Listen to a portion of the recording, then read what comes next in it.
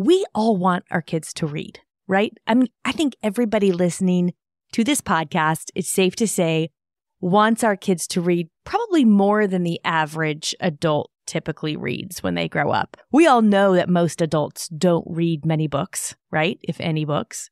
I won't get into the statistics here, but we do want our kids to read a lot, and we want them to be lifelong learners. We want them to love reading and to do it for pleasure.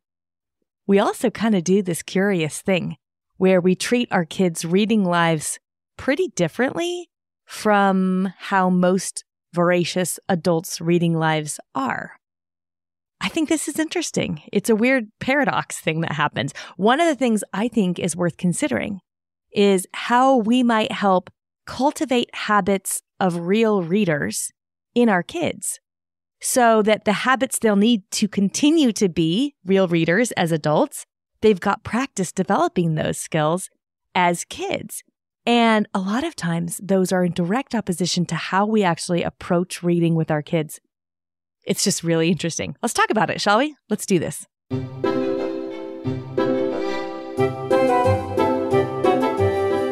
Hey there, welcome to the Read-Aloud Revival, the show that helps your kids fall in love with books and helps you fall in love with your ordinary bookish homeschool life.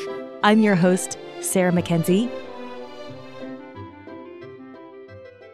Okay, so let's think through how we often treat our kids reading and how that is alike or different from how our own reading lives are or other adults that we know who have voracious reading lives, how their reading lives are.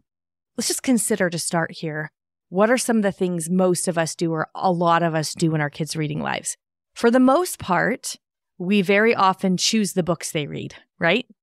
We assign books. We say, you're going to read The Adventures of Huckleberry Finn, or you're going to read Charlotte's Web, or you're going to read The Outsiders, right? Like we pick the books and then we say you're going to read them. We choose the titles, and by default, we kind of pick the amount of time they're going to spend reading. We might even give them reading logs that say you have to read for a certain amount of time, or that reward them for reading a certain amount of time, or the worst, I think, which is rewarding them for the number of books that they read. We can talk about that another time. I don't want to get off on a tangent, even though I can feel myself being pulled toward that rabbit trail. We dictate what kind of books they should read in their downtime, right? Like we pick the books and we assign them.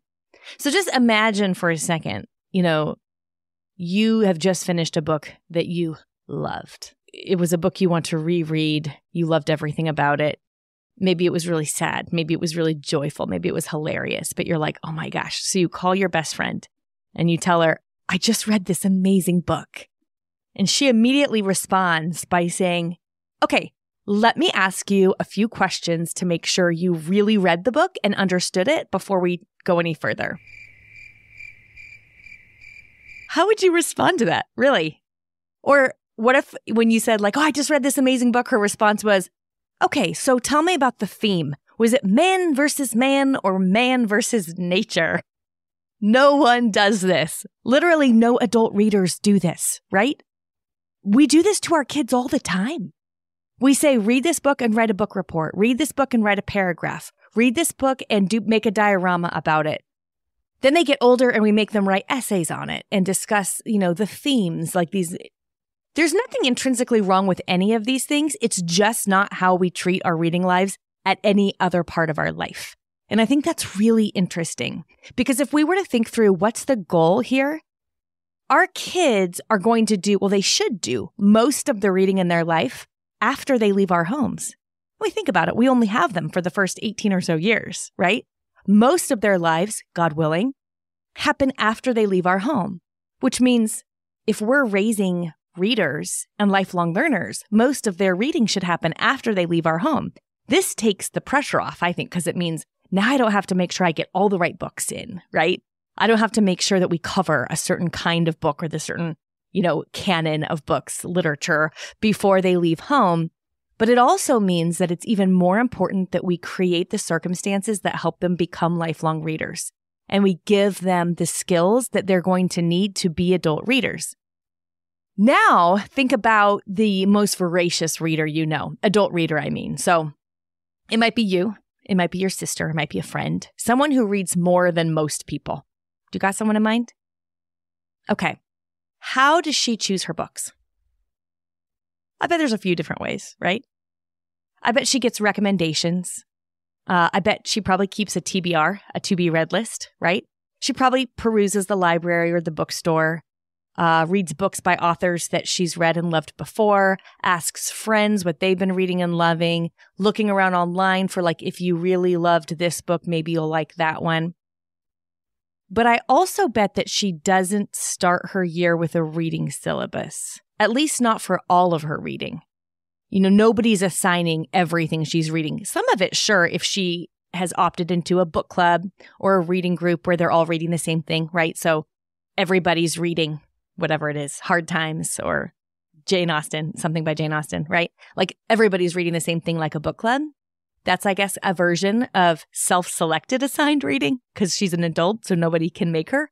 So she gets to pick that she wants to read this book. So it's still self-chosen.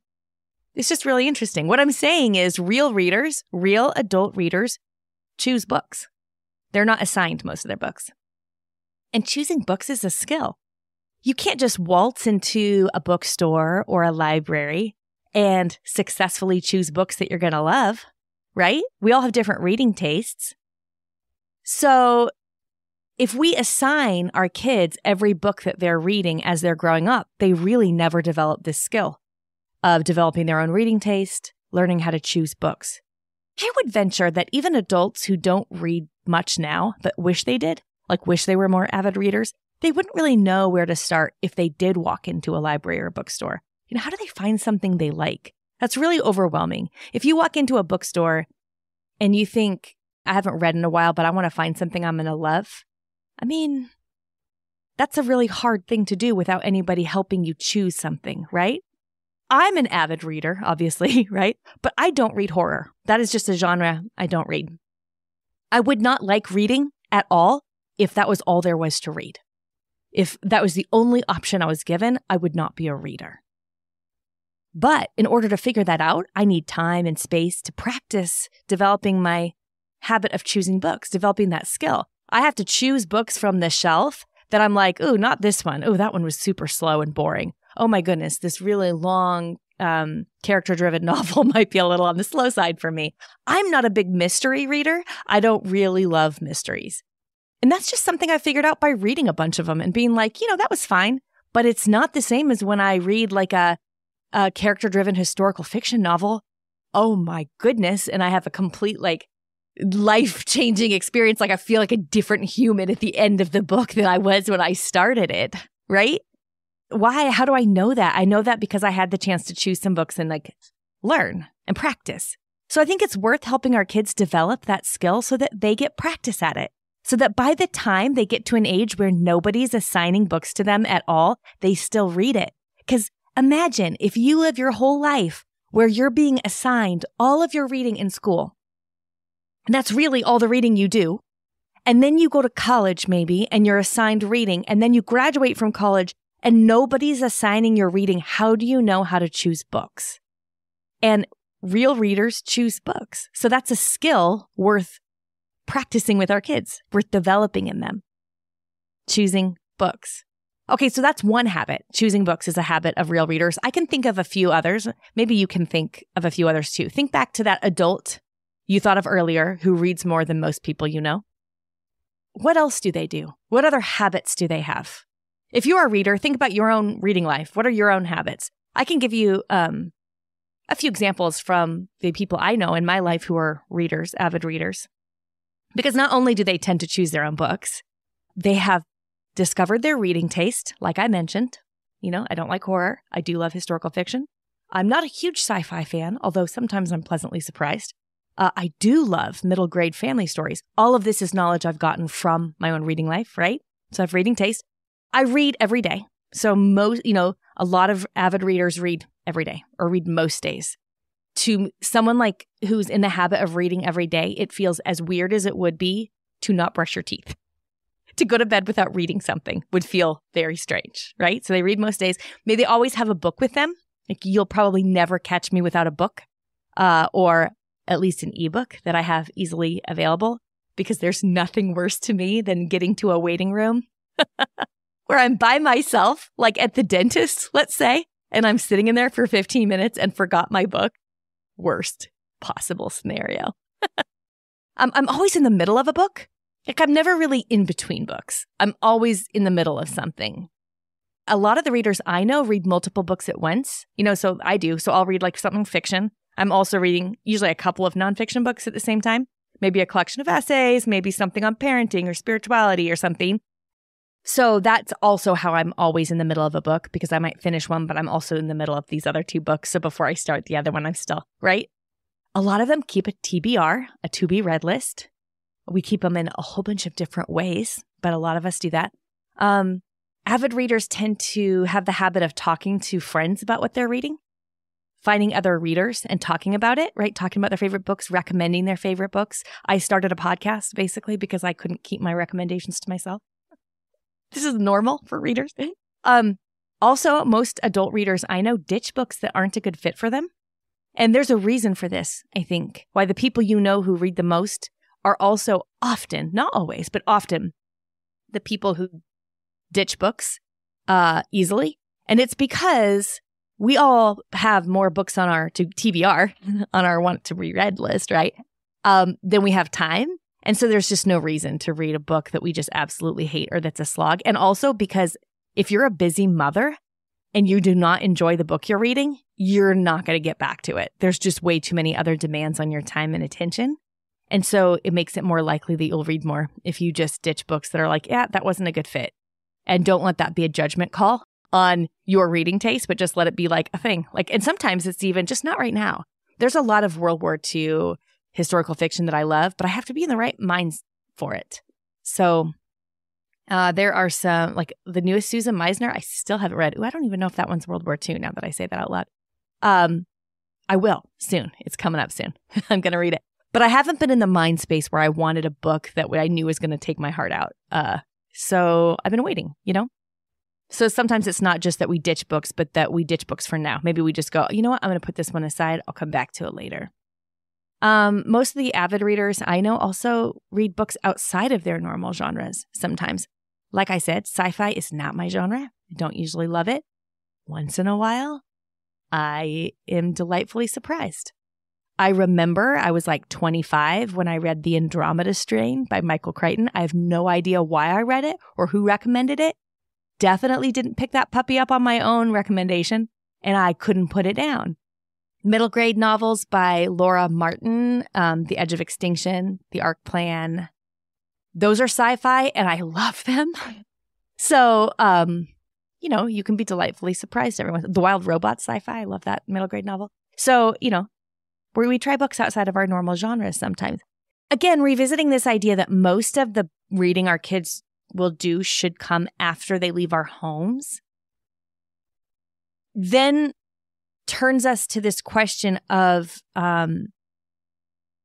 do we create an environment where kids get the chance to practice skills they're going to need in their adult reading life, right? And it also actually helps us make decisions, because then when you're considering something in your family's reading life, let's say you wonder, should I assign this book? Or should I require my kids to write book reports? The answer is no, by the way, but I'll let you. Instead of answering for you, why don't I let you answer it? Should I read aloud this classic? Should I sign up for the summer reading program? Whatever the question is, right? Should I blank? Should I make my kid read this book? Should I make them read it with me? Should I let them read it on their own? Or should we read it aloud all together? You can ask all those questions through the lens of this idea that our goal is to help our kids become avid readers, so that once they're not being assigned books anymore, and once they're not under our roof anymore, they're still reading and they have the skills they need to be avid readers. Because we all know that just because they can read doesn't mean they will. Now, if any of this is inspiring to you, if you're like, yeah, I like this idea, then I highly recommend a book by Donna Lynn Miller. It's called The Book Whisperer. It was actually written for classroom teachers, but it's very easily adapted for the home. And it is chock full of great ideas that help you develop real readers. Not kids who read because they have to, but kids who read because they want to and they have the skills to do it. And they become adults who keep reading. So Donald Miller's The Book Whisperer, highly recommended. We read it in RAR Premium as a Mama Book Club once, so our forum is chock full of ideas for how to implement the ideas in that book into your homeschool. But her goal, she's a middle school reading teacher, and the goal being we want to set our kids up to become readers in their adult life. How do we do that? How do we give them the skills to do that? Now, it's been a while since I've taken any questions from the voicemail box, but a few questions relate to this idea of helping kids develop habits of real readers. So I thought maybe we should take a few of those. So let's turn to Joanna. Hi, Sarah. My name is Joanna, and I'm calling from Western North Carolina in the mountains. So when I read a book, I tend to read the first couple of chapters, and then I skip and read the last chapter. And my husband teases me mercilessly about this, especially since some of our kids have displayed a willingness to do the same. And I guess I was just maybe looking for affirmation that this is a good pre-reading strategy, or, is this the type of thing we want our children doing? Just looking for thoughts. Thank you so much. Yeah, this is a great question, Joanna. I think it sort of begs the question of what you're reading for. Usually the first time we read a story, our brain wants to know the plot, what happens next. This is why it's really common for a reread of a book to be a much better read, a deeper read. And it's because we miss a lot the first time we read a book. We miss a lot because our brain has a primary question, and that question is, what happens next? And so we keep reading to get the answer to that question. When we reread a book, we're able to pick up a lot more of the nuanced language, syntax, a lot of the beauty, symbolism, a lot of the literary devices we miss entirely the first time we read a book. Because now our brain knows what happens next, and so now it's free to explore other areas. I have a whole podcast episode on why rereading is probably the best reading we do. So go listen to that one if you haven't yet. But I think your question actually relates to the same idea. If you read the first chapter or your first few chapters and then you turn to the end, it's almost like you want your brain to know what happens next or how this thing ends so that your brain's free to explore the other things happening, the language and the syntax. So that's really interesting. I don't think you're unusual, if that helps. And I'm always happy to affirm you if your husband's teasing you. Hi, husband. I don't think you're unusual. Actually, I think you're in really good company. I think many adult readers have this habit of, I know several, who will look at the beginning of the book and then turn to the back and read the ending page or last few pages before they read the rest of the book. So I think in the spirit of this is a habit of a lot of adult readers. So I don't think there's a problem with it. I know a lot of readers who are like, no spoilers, please do not tell me any spoilers. And then I know readers who are like, I don't have a problem with spoilers. So that's me. I don't have a problem with spoilers. You can tell me what's going to happen in any book or any movie or any show, and I will still read or watch it because I'm usually more interested in something else that's happening. I don't know, the language, if it's written, the interplay of character development, and I don't know, scene design and stuff if I'm watching a really beautiful movie or something. So I don't care about spoilers. I have no problem with any spoilers at all. My daughter, Allison, is very anti-spoiler. You will ruin a book, movie, show, anything for her if you tell her what happens. So I think it's kind of just personal preference, but there's certainly nothing you're losing from reading the back of the book first. Really, there's not. It actually reminds me that Jonathan Auxier, who's the author of Sweep, The Night Gardener, Peter Nimble and His Fantastic Eyes, The Fabled Stables, a whole bunch of others. He's a Read-Aloud Revival favorite too. And he teaches in his writing classes that you want the beginning and the ending to, he says rhyme, like you want your beginning lines and your ending lines in a book to rhyme. He doesn't mean rhyme like cat, sat, hat, that. He doesn't mean like that. He means like echo each other, like mirror each other.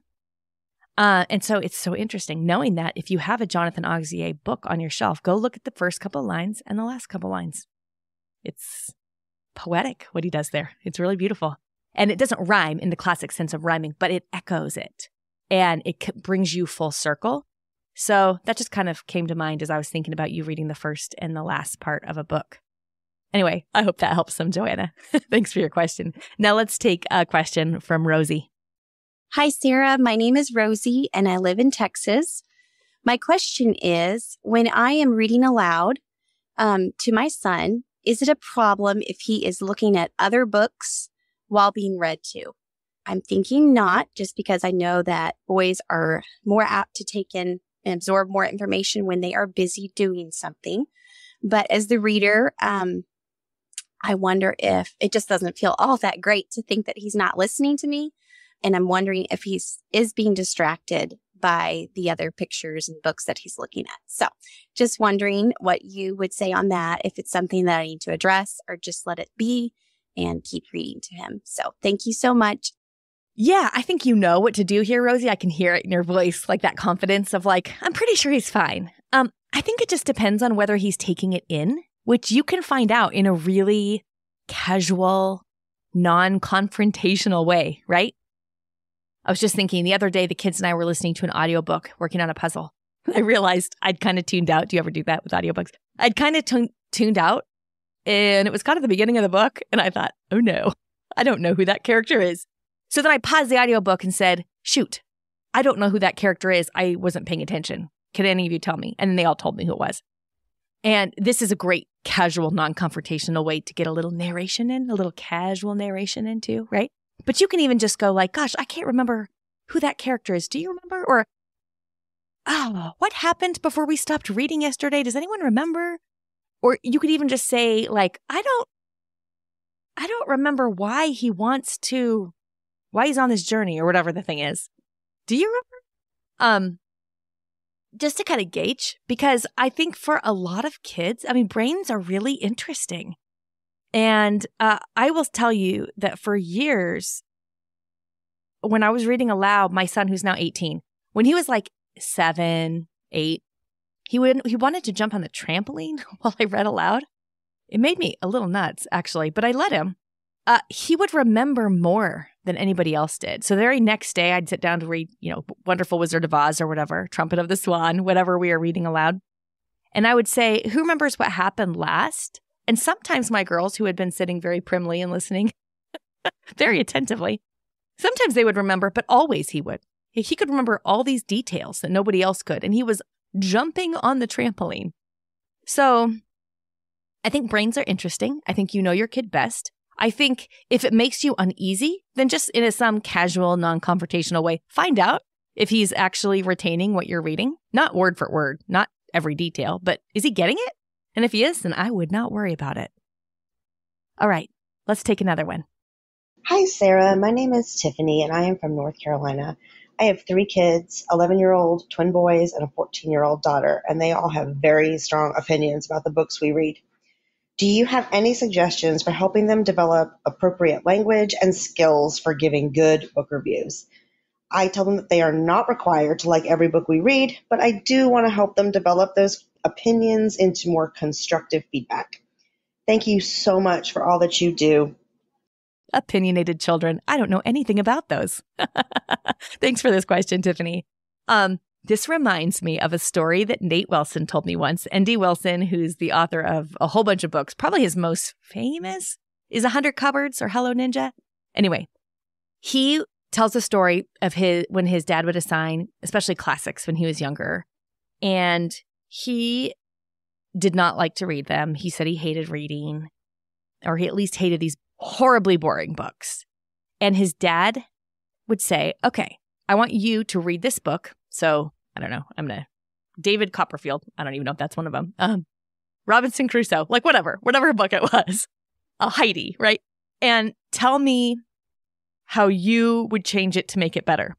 So Nate says he would like add pirates, kill everybody, right? Like he would make it some like adventure gruesome tale or something. For me, it would be like add mice in suspenders.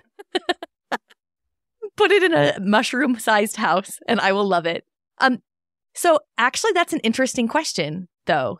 Nate talks about how that changed the way he approached books. Now he's like this very prolific, extremely successful best-selling author, right?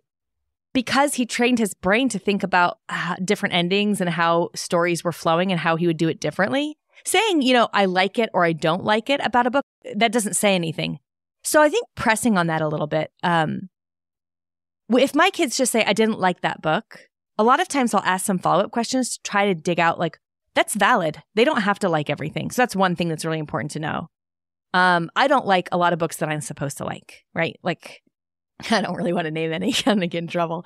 But there are some books that I just think are kind of boring. But if I was just to say I don't like it, that doesn't tell me anything as a reader. As we were talking earlier in this episode about developing the habits of readers, if you want to develop the skill of being able to tell when you're going to like a book and when you're not, so that you have a better chance of picking up more books that are a good fit for your reading taste, then it's good practice to clarify what it is that you don't like or do like about a book. You could even ask a question like, what would have made this book more appealing to you? They could say, if it had been set on a seafaring voyage, or if it had been set on a tropical island, or if it had been set in 1920s New York or something. It helps them think through, like, what is it about the books that I really like? What would make this book more appealing to me? Give them a band of siblings instead of an only child, something like that. You can and someone else will have the opposite answer, but it helps them get clear on what it is that appeals to them, which is worth knowing about your own self. Just like we all have different tastes for food, we all have different reading tastes too, which is part of the beauty of the way God made us and the wide range of books that are out there. So you could, what did you love or not love about this book? And in a list, in like a bullet point list, this can be really helpful. I have discovered over decades of being a reader that I really love short chapters. I will read books with longer chapters, but if you tell me, read this book, it has short chapters, that's a selling point for me. I don't know. I love those. I love short chapters. I kind of get bored with long descriptive passages about scenery, but not so much with long descriptive passages about historical figures. That's interesting, right? Like, I really don't want to read about the hills for 3 paragraphs, but if you want to tell me about Eleanor Roosevelt for 3 paragraphs, I'm here for it. So that's just an interesting reader preference. That's good to know. It doesn't mean I never read books with long descriptive passages. It means I just am figuring out my own reading taste. Taking it outside of whether your kids like it or don't like it at all, you could also ask, like, okay, so I understand you don't like this book. Let's say you've just read Tom Sawyer and your kids are like, super boring, didn't like it. Okay. And then you could go that route of like, what would you have done differently if you were writing this book? What would have made it interesting to you? What did you love and not love about it? Or you can take it in a completely different direction that takes it outside of your kids' preferences at all, because reading isn't necessarily about us anyway, and say, well, what do you think the author might have been trying to do with Tom Sawyer? Do you think he accomplished that? What do you think Kate DiCamillo was trying to do in Because of Winn-Dixie? And we might be wrong, but let's think about it. What do we think she might have been trying to do here? Did she accomplish that? That makes it more about the work and less about your kids' preferences. But I don't want to completely sidestep the preferences, because I think it's important to develop reading taste, right? So you could ask both of these in tandem as well and say, okay, so what do you think this author was trying to do? Did he or she accomplish that? And what would have made it more appealing to you? And now we're doing both. We're taking it outside of just our own preferences and really trying to get an understanding of the work itself.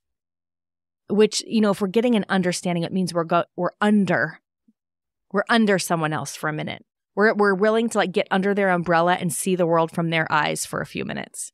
And sometimes that's uncomfortable. I don't like books with war, like descriptive incidences of war. I love World War II historical fiction novels, but I prefer my stories to be not on the front lines. But sometimes, in order to expand myself, in order to see the world through someone else's eyes, to understand, I have to come under the umbrella of the author and look out at the world through a different pair of eyes. And that's partly what reading does. So I think yes, we can ask questions that help them define their own reading taste, but also give them the practice of walking a mile in another person's shoes, even when it's uncomfortable or not our preferred way to spend a half an hour. Those things are all important. So I don't know if any of that is helpful, Tiffany. I hope some idea in there is either helpful or is a kernel for something that you can come up with that will be more helpful in your home. Hi, Sarah. My name is Rachel. I live in Missouri, and my question is about kids' commonplace books. My kids are ages 9, 7, and 4, and I imagine keeping a commonplace book might look a bit different for that 10 and under crowd than for older children. But I would still like to hear some about when and how you introduced your kids to commonplace books and what elements you include in them. I'm also wondering if making entries in their commonplace books is part of your kids' homeschool routine, or if that's left to be done at whim as part of their personal reading lives. Thanks. Rachel, I love this question. Okay, so for listeners who aren't familiar with the term commonplace books can take a lot of different forms. Usually when we're talking about reading and we're talking about commonplace books, those are collections. These are they're historical. People have been doing these forever. Readers, I should say, have been making these forever. And it's like a collection of quotes, passages from your reading that you want to remember. Sometimes those quotes and passages also have a reflection, and sometimes they do not.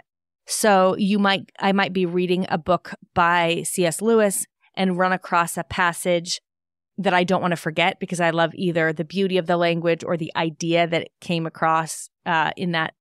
Actually, let me. A friend sent me one this morning. My friend, sent me this in text this morning that came right out of her own reading. And I said, I'm going to put that in my commonplace. This comes from C.S. Lewis in a collection of his essays on writing. I can't remember what the collection is actually called. Maybe we can find it and put it in the show notes, but it's something like C.S. Lewis on writing, something like that. And this is what it said. What you want is practice, practice, practice. It doesn't matter what we write at our age, so long as we write continually as well as we can. I feel that every time I write a page, either of prose or of verse, with real effort, even if it's thrown into the fire the next minute, I am so much further on. Okay, my friend Tish loved that quote, so she saved it, and then she sent it to me, and I loved it. I'm putting it in my commonplace, which is a journal, a notebook. For me, it's a notes app. I keep all of my commonplace entries these days in a notes app in my phone. People do all this in all different kinds of ways in bullet journals or beautiful reading journals or however you want to do it. And I keep that, and I might add a little reflection or a reason why I kept it, or I might just not. I might just leave it and make sure I've sourced it, so I've written down where it comes from.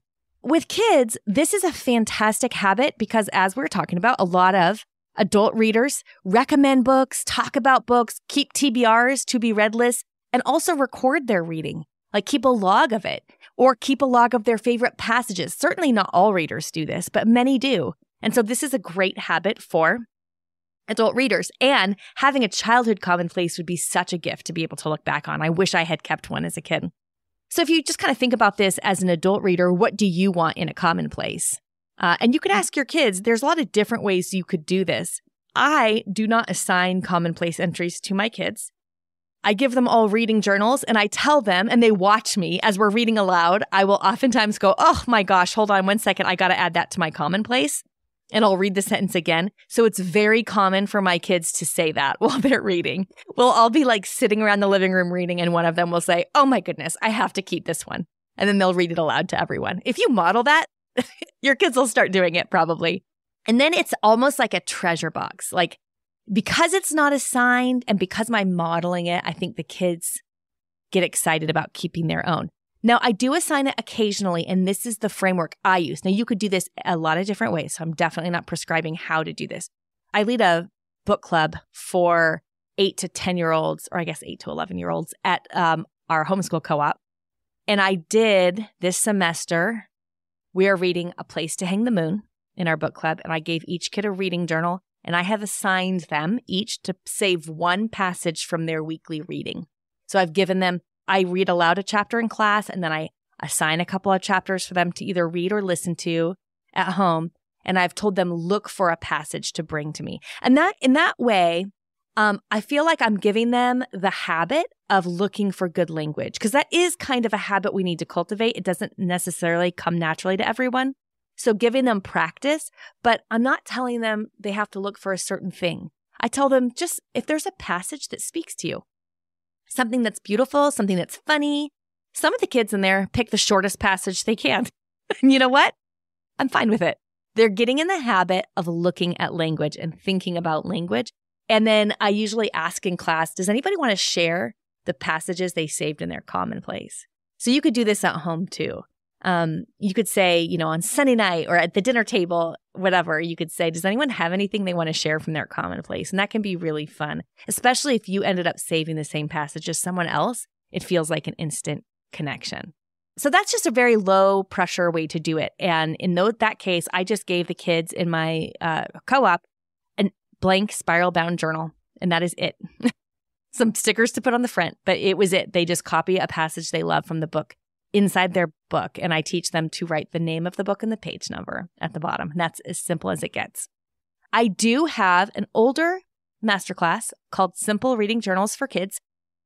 I taught this class on Zoom several years ago, and I've gotten a little more relaxed. Shocking. I've gotten a little more relaxed in how I do this with my kids, but in that Simple Reading Journals for Kids class, we do explore different ways that kids can keep reading journals, and that's a free class. I'll put it in the show notes. We'll make sure that the link to that gets in the show notes for this episode, episode 239. So readaloudrevival.com/239. Check the show notes for a link to that Simple Reading Journals for Kids masterclass. It's an hour-long Zoom replay where I'm walking through some different ideas that you could use to help your kids keep reading journals, including commonplace books, if you want to dive in a little deeper. Like I said, I think you could keep this pretty simple, though. I don't think you need a class. So if you like the idea of just giving your kids a spiral notebook and even giving them an assignment, pick one passage from something you read this week. It can be from your own reading. It can be from assigned reading. It can be from the Read Aloud. It can be from your history book. It doesn't matter. Pick one passage that you're going to share at dinner on Sunday night.